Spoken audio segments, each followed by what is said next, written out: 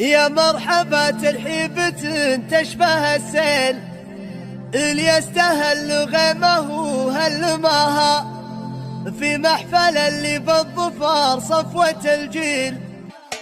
الشعر اللي في قمة الفخر تمثيل ومطالع مدح الكفول ابتداها، وليل السعد ما يشبه بالفرح ليل وسطورنا فضل الفخر وابتلاها. يا مرحبا ترحيب